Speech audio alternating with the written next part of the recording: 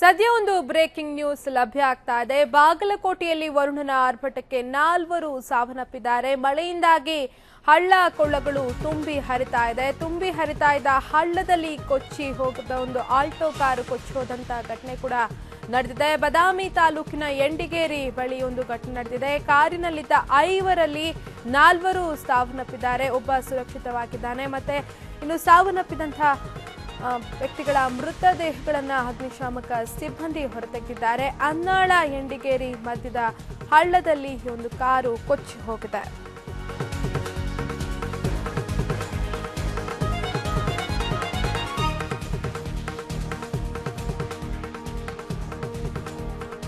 ಮಳೆಯಿಂದಾಗಿ ತುಂಬಿ ಹರಿತಾ ಇದ್ದಂತ ಹಳ್ಳದಲ್ಲಿ ಕಾರೊಂದು ಕೊಚ್ಚಿ ಹೋಗಿ 4 ಸಾವನ್ನಪ್ಪಿರುವಂತಹ ಘಟನೆ ಬಾಗಲಕೋಟೆಯಲ್ಲಿ ನಡೆದಿದೆ. ಬಾಗಲಕೋಟೆ ಜಿಲ್ಲೆಯ ಬದಾಮಿ ತಾಲೂಕಿನ ಎಂಡಿಗೇರಿ ಬಳಿ ಒಂದು ದುರ್ಘಟನೆ ಸಂಭವಿಸಿದೆ. ಕಾರಿನಲ್ಲಿ ಒಟ್ಟು 5 ಪ್ರಯಾಣಿಸ್ತಾ ಇದ್ರು. ಆದರೆ 4 ಹಳ್ಳದಲ್ಲಿ ಕಾರು ಕೊಚ್ಚಿ ಹೋದ ಸಂದರ್ಭದಲ್ಲಿ ಸಾವನ್ನಪ್ಪಿದ್ದಾರೆ. ಓರ್ವ ವ್ಯಕ್ತಿ ಸುರಕ್ಷಿತವಾಗಿದ್ದಾರೆ. ಇದೀಗ ಅಗ್ನಿಶಾಮಕ ಸಿಬ್ಬಂದಿ ಮೃತದೇಹಗಳನ್ನು ಹೊರತೆಗೆದಿದ್ದಾರೆ. ಅನ್ವಾಳ ಎಂಡಿಗೇರಿ ಮಧ್ಯದಲ್ಲಿ ಹರಿಯುವಂತಹ ಹಳ್ಳದಲ್ಲಿ ಒಂದು ಕಾರು ಕೊಚ್ಚಿ ಹೋಗಿ 4 ಸಾವನ್ನಪ್ಪಿದ್ದಾರೆ.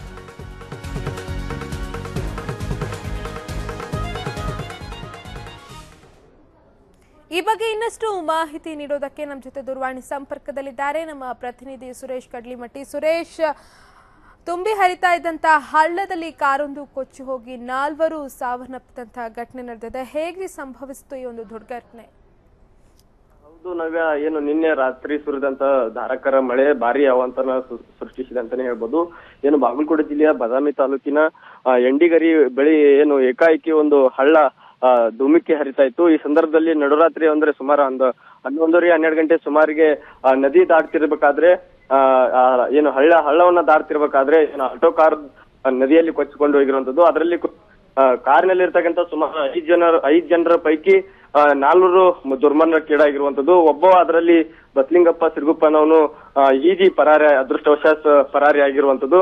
ಇದಕ್ಕೆ ಸಂಬಂಧಪಟ್ಟಂಗೆ ಈಗ ಏನು ಸ್ಥಳಕ್ಕೆ ಕೆರೂರು ಪೊಲೀಸರು ಮತ್ತು ಅಗ್ನಿಶಾಮಕ ದಳದ ಪೊಲೀಸರು ಕೂಡ ಸ್ಥಳಕ್ಕೆ ಭೇಟಿ ನೀಡಿ ಅಲ್ಲಿನ ಏನು ಕೊಚ್ಚಿ ಹೋಗಿರ್ತಂತ 4 ಶವಗಳನ್ನ ಈಗಾಗಲೇ ಹೊರಗೆ ತೆಗೆದಿರುವಂತದ್ದು. ಸದ್ಯ ASP ಅವರು ಕೂಡ ಭೇಟಿ ನೀಡಿ ಪರಿಶೀಲನೆ ನಡೆಸ್ತಾರೆ.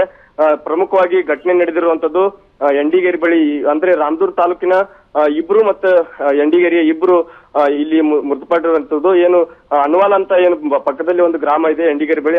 ಅನ್ವಾಲ್ ಗ್ರಾಮಕ್ಕೆ ಅದರಲ್ಲಿ ಸತ್ತಂತ 4 ಪೈಕಿ ಓರ್ವನ ಹೆಂಡತಿ ಮನೆಗೆ ಹೋಗಿರ್ತಕ್ಕಂಥದ್ದು. ಯಾವುದೋ ಒಂದು ಕಾರ್ಯದ ನಿಮಿತ್ತವಾಗಿ ಹೋಗಿ ರಾತ್ರಿ ಬರ್ತಿರ್ಬೇಕಾದ್ರೆ ಏಕಾಏಕಿ ಅಲ್ಲಿ ಏನು ತುಂಬಿ ಹರಿತಕ್ಕಂತ ಹೊಳಿ ಅದ್ರ ಆಳ ಗೊತ್ತಾಗಿರೋದಿಲ್ಲ. ಹೀಗಾಗಿ ಏನು ತುಂಬಿ ಹರಿತ ಸಂದರ್ಭದಲ್ಲಿ ದಾಟುವಾಗ ರಭಸಕ್ಕೆ ಏನು ಕಾರು ಕೊಚ್ಚಿ ಹೋಗಿರುವಂತದ್ದು. ಕೊಚ್ಚಿ ಹೋಗಿ ಈ ಒಂದು ಅವಘಡ ಸಂಭವಿಸಿದೆ ನವ್ಯ.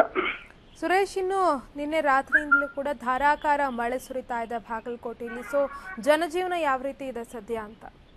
ನವ್ಯ, ಈ ಪ್ರಮುಖವಾಗಿ ಬಾಗಲಕೋಟೆ ಜಿಲ್ಲೆಯ ಎಲ್ಲ ತಾಲೂಕುಗಳಲ್ಲಿ ಕೂಡ ಧಾರಾಕಾರ ಮಳೆ ಸುರುವಂತಿದ್ದು. ಹಲವು ಕಡೆ ಕೂಡ ಅವಾಂತರ ಬೇರೆ ಬೇರೆ ಅವಘಡಗಳು ಸಂಭವಿಸಿದೆ. ಇನ್ನೊಂದ್ ಕಡೆ ಏನು ಕಲಾದಗಿ ಬಳಿ ಇರ್ತಕ್ಕಂತ ಒಂದು ಬ್ಯಾರೇಜ್ ಕಮ್ ಬ್ರಿಡ್ಜ್ ಕೂಡ ಕೊಚ್ಚಿ ಹೋಗಿರುವಂತದ್ದು. ಹೊಸದಾಗಿ ನಿರ್ಮಿಸಿದಂತ ಒಂದು ಬ್ಯಾರೇಜ್ ಕೂಡ ಅದು ಆಗಿತ್ತು.